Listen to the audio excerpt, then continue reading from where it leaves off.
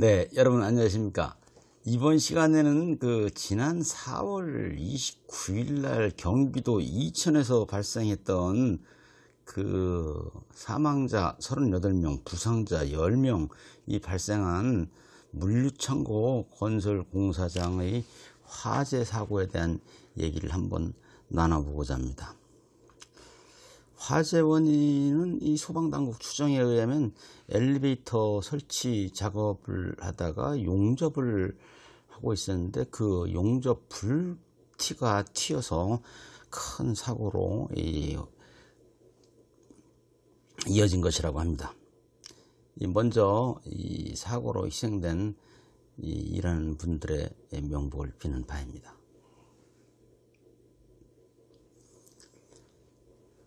지난 2008년에도 이 같은 종류의 화재 사고가 발생했는데 참 큰일입니다.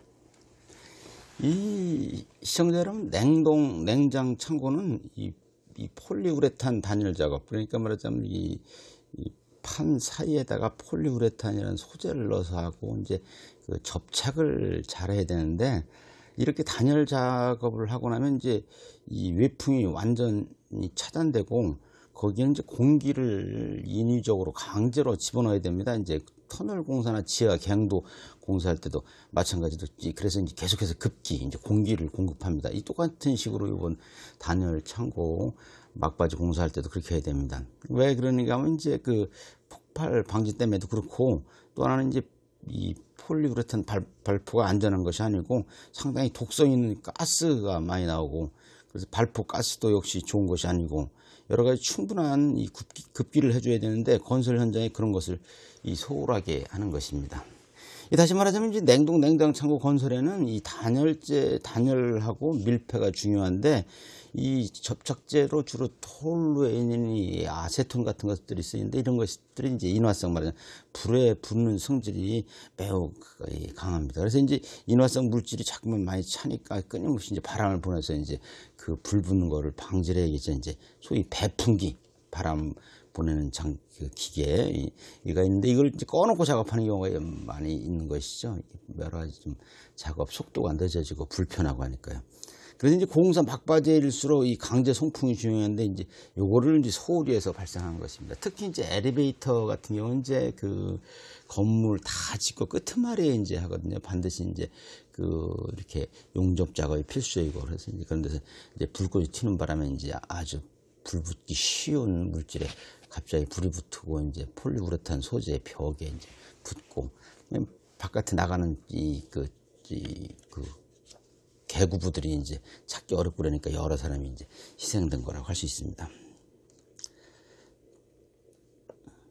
인화성 물질이라는 것이 이제 우리가 일상생활에서 생각하는 것 같이 이게 다릅니다. 굉장히 화재에 몹시 예민해가지고, 쉽게 말하자면 이제 이 공기 중에 이렇게 이 불붙기 쉬운 휘발성 물질이 가득 차 있는 상태입니다. 거기에 이제 잘못하면 이제 말하자면 뭐 공구끼리 부딪혀가지고 스파크가 일어나는, 형광등의 스파크만 일어나도 또 용접 불꽃은 말할 것도 없이 이제 또 불꽃이 튀지 않더라도 열만 이게 세게 나더라도 이제 금방 이 화재가 발생하는데, 용접 불티가 튀었다니 말할 나위가 없습니다. 아무튼 이렇게 많은 사람들을 희생시킨 사고가 발생하면은 왜 이런 사고가 발생했나, 이러저런 말이 많죠, 이제. 그래서 이제 다단계 하청과 저가 낙찰자가 문제다. 안전관리자를 배치한다고 이제 계획서에는 써서 제출하고 실제로는 배치하지 않았다. 이 밀폐 장소에서 용접 작업을 했다 등등 여러 가지가 이제 거론되고 있습니다. 그런데 이제 규정이 없는 것은 아니죠. 이제 산업안전보건법에 보면은 이제 안전조치를 취하게 돼 있고, 그 안전조치의 내용을 규정한 산업안전보건 기준에 관한 규칙에 보면은 사업주는 불충분한 환기에서 인화성 액체에 의한 증기, 유증기라고 하죠, 보통. 유증기가 나올 수 있는 우려가 있는 경우에는 충분한 환기를 해야 한다고 규정하고 있습니다. 그래서 이걸 위반해서 사고가 나면 이제 이 7년 징역, 뭐 법인 같은 경우는 10억 원 이하의 벌금, 이런 것들이 엄중하게 규정이 없는 것은 아닙니다. 뿐만 아니고 이렇게 위험성이 높은 냉장 창고 같은 걸 건설할 때는 이제 유해 위험 방지기에서 방지계획서라는 것을 미리 작성을 해서 산업안전공단에 제출해서 심사를 받고 이행 여부를 확인하는 제도가 있습니다.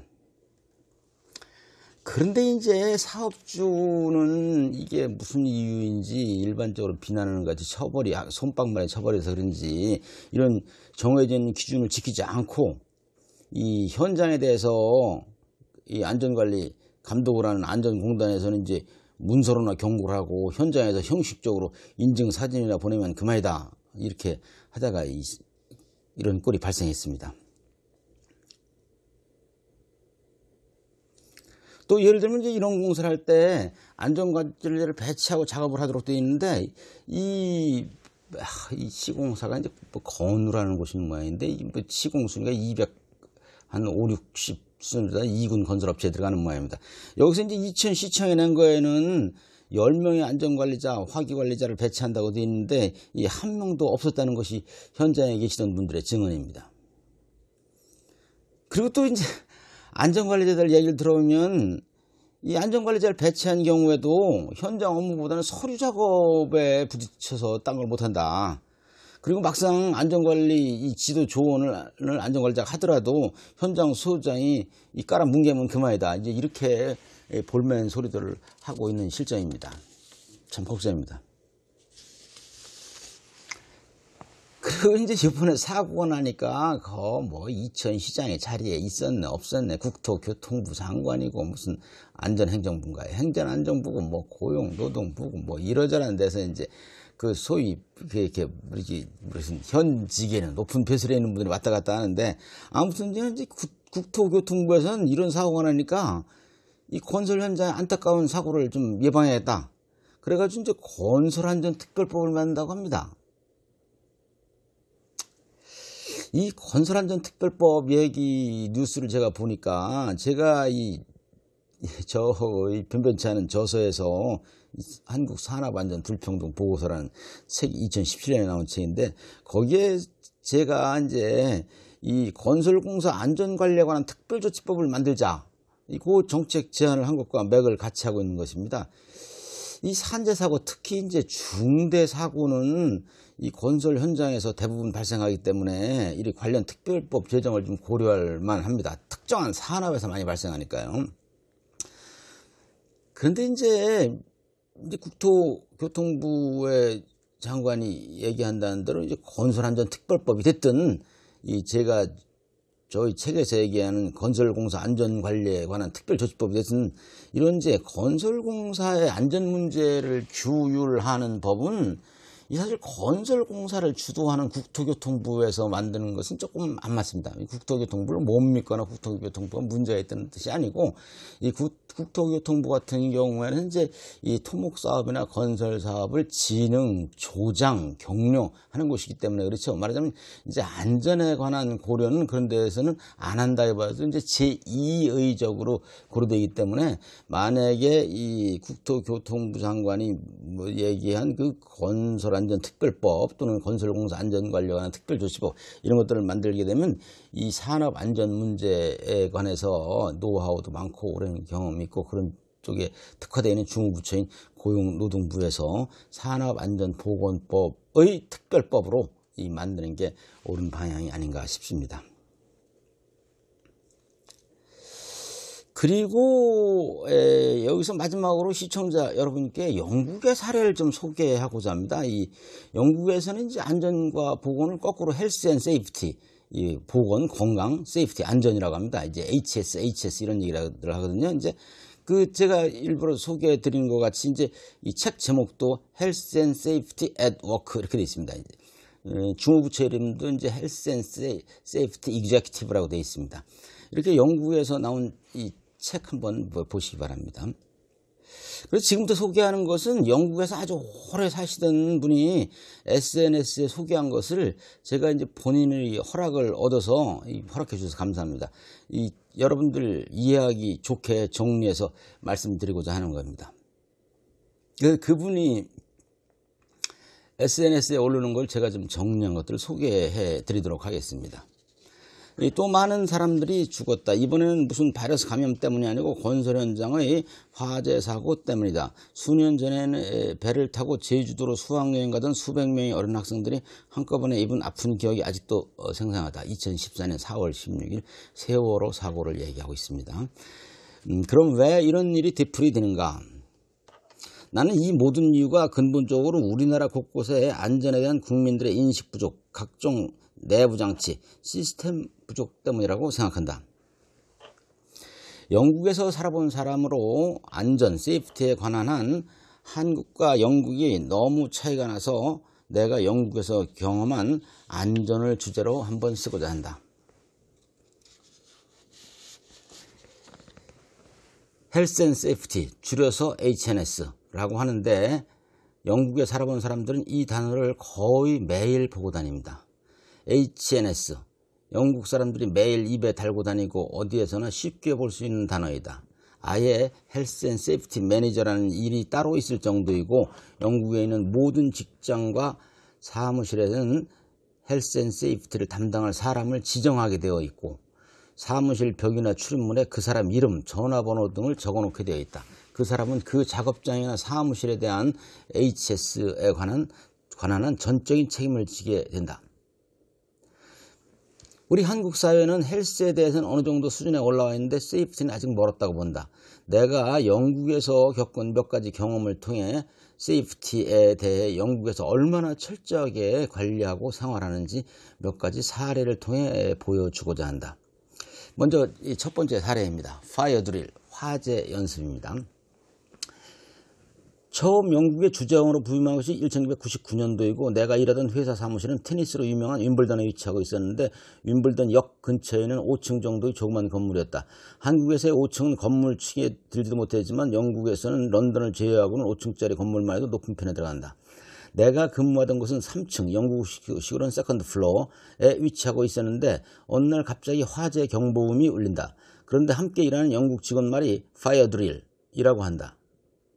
그래서 그러면 훈련에 불구하니까 나는 사무실에 남아서 계속 일을 하겠다고 했다. 그랬더니 영국 직원이 놀라서 내 얼굴 보면서 지금 당장 건물을 탈출하지 않으면 안 된다고 빨리 하던 것 그대로 두고 나가야 된다. 한다. 그래서 그냥 문을 열어두고 나갔다가 혹시 도둑이라도 들면 어떻게 하느냐고 사무실 문 잠그고 내 사물 좀 챙기겠다고 하니까 지금 그럴 상황이 아니고 빨리 밖으로 나가자면 큰 벌금을 내야 하거나 경찰에 잡혀갈 수 있다고 한다. 당시 벌금이 1,000파운드 하는 것 같았다. 한국 돈으로는 150만 원이다. 밖에 나가보니 그 조그만 건물에 그렇게 사람이 많은지 처음 알았다. 그야말로 단 한 명도 안 남고 모두 건물을 나온 것이다. 나는 가장 늦게 나와 창피를 당했다. 이렇듯 비록 연습이면 모든 영국인들은 마치 실전처럼 훈련을 하고 있다. 그것도 매년 정기적으로. 화재 경보가 울리면 하던 일을 멈추고 바로 밖으로 나간다.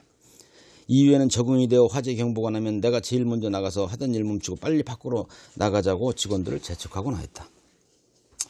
나는 2004년도부터 영국에 독립하여 개인 사업을 하기 시작했는데 내가 하는 사업은 한국에서 여러 가지 상품을 수입하여 영국 시장에 판매하는 일이었다. 새로운 상품을 시장에 알리기 위해 수많은 전시회에 참가했다. 영국 전시회장에 가서 전시 부스를 직접 설치하고 해체해 본 사람도 있겠지만 굉장히 많은 규제가 따른다. 두 번째 사례입니다. 이 전시회 부스 얘기죠.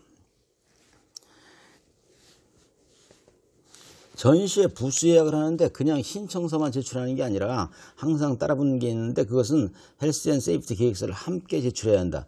그 계획서라는 것은 다른 게 아니고 부스를 설치 운영하면서 있을 수 있는 잠재적 위험을 미리 알아내어 서술하고 그에 대한 대책도 함께 제출해야 된다. 이렇게 잠재적 위험을 미리 알아내어 서술하고 대책을 이렇게 세우는 것을 이제 그 리스크 매니지먼트, 좁은 범위에서는 리스크 어세스먼트라고 합니다. 위험성 평가죠. 당시 내가 예약한 부스는 주로 3m 정도로 아주 작은 크기여서 무슨 복잡한 HS, 리스크 체크, HS, 안전보건에 관한 위험 요인 점검 사항이죠. HNS 리스크 체크를 하여야 하나 처음에 생각했는데 막상 생각해보면 적지 않다. 예를 들면 부스 안에 전기선이 바닥에 걸려 있으면 누가 걸려서 넘어지지 않도록 선을 가릴 고무 패드로 가려야 된다든지 벽에 전시물을 걸어 놓았는데 떨어지지 않게 해야 된다든지 옷걸이를 놓았는데 이게 넘어져서 사람이 다치지 않도록 해야 한다든지, 방문자들에게 나눠주는 선물에 무슨 위해 요인은 없는지 등등 막상 따지고 보면 주의할 일이 한두 가지다. 전시회가 끝나고 짐 싸서 나가는 과정도 굉장히 까다롭다. 전시장 내에 참관객이 단 한 명이라도 남아있으면 부수 해체를 시작할 수 없을 뿐더러 전시물을 실어 나르는 트롤리, 카트죠. 또 사용할 수 없게 한다.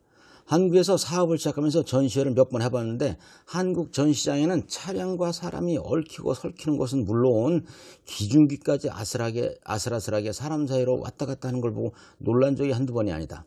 아마도 영국의 헬스 앤 세이프티 매니저가 와서 보면 놀라 기절할 일이다. 다음 사례는 이제 그 한인 축제 당시에 그 헬스 앤 세이프티 얘기입니다. 영국에서 어느 정도 자리를 잡던 2013년도에 영국 한인회를 내가 맡게 되었다. 한인 축제를 대개 이제 야외에서 행사를 하게 된다. 한인 축제는 8월 15일 광복절 전후에서 토요일 쉬는 날이었는데 보통 6개월 전부터 준비를 한다. 그런데 가장 중요한 것은 장소 섭외이다. 이번에 한인 축제는 과거부터 한인들이 많이 모여 사는 킹스턴 페어필드 공원에서 개최하였다. 그런데 이 페어필드 공원이라는 곳이 축구장 20개가 정도 들어갈 수 있는 넓은 장소인데 이런 허벌판에 야외 무대와 음향기기를 설치하고 사람들이 해와 비를 피할 수 있는 천막을 치고 의자를 놓고 그러는 것이므로 마치 집을 새로 짓는 것처럼 어려운 일이다. 가장 먼저 해야 될 일은 이 장소를 사용할 장소 승인과 축제를 해도 좋다는 승인을 받아야 되는 것인데 이거를 이제 공원 관리하는 킹스턴 시에 요청해야 하는데 그곳에 제출하는 행사 계획서 양식이 매우 까다롭고 복잡하다. 거쳐야 할 곳도 소방서, 경찰서 등이 있지만 제출해야 되는 서류 중에 내가 지금도 잊지 못하는 것은 헬스 앤 세이프티, 안전 문제, 주제를 해결하는 것이다.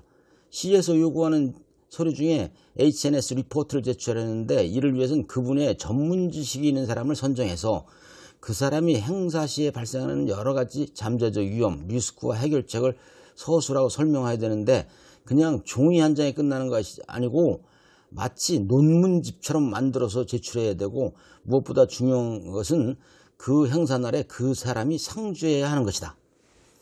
당시에 그런 사람을 알아보고 섭외하고 지출한 비용이 1000파운드, 당시 환율로 200만 원 이상 들어간 기억이 난다. 단 몇 시간짜리 행사의 안전관리를 위해서 말이다.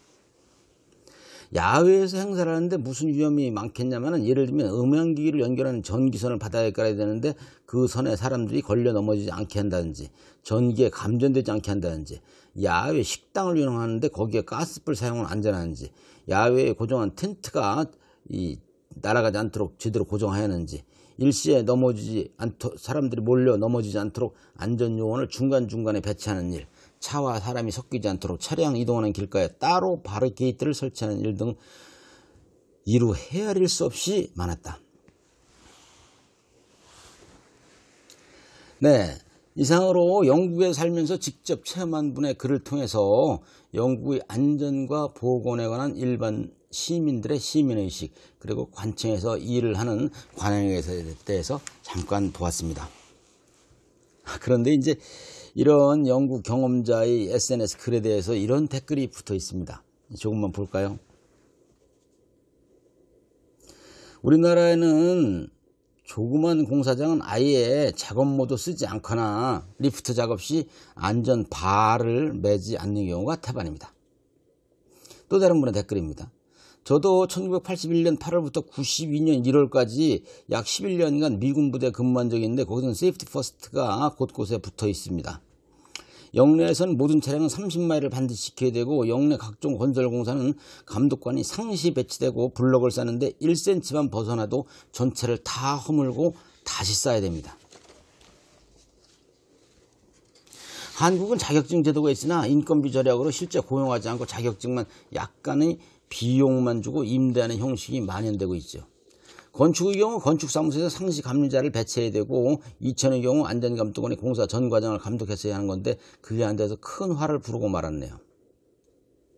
또 다른 분은 2008년인가에도 똑같은 사고가 있었죠. 안전불감증이 안 고쳐지는 이유는 건축주와 주요 책임자들이 처벌이 솜방망이이기 때문입니다.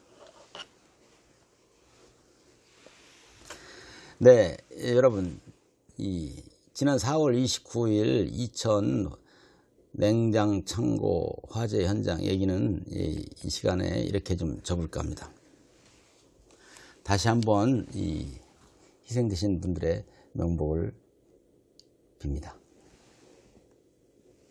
이번 시간에 이제 냉장 창고 건설 현장에서 발생한 사고를 가지고 왜 사고가 발생했는지, 우리나라 제도에는 어떻게 되는지, 현장에서는 어떻게 무시되고 있는지, 현장에서 증언하기는 어떤지, 유해위험 방지 기소 제도에 대해서 법령에는 어떻고 실제는 어떤지 등등에 대해서 알아보고, 영국의 사례를 이 SNS에 게재하신 분의 허락을 얻어서 여러분께 한번 소개해 보았습니다. 유익한 시간이 되었으면 좋겠습니다. 여러분 감사합니다. 다음 시간에 더 좋은 소재로 뵙도록 하겠습니다. 안녕히 계십시오.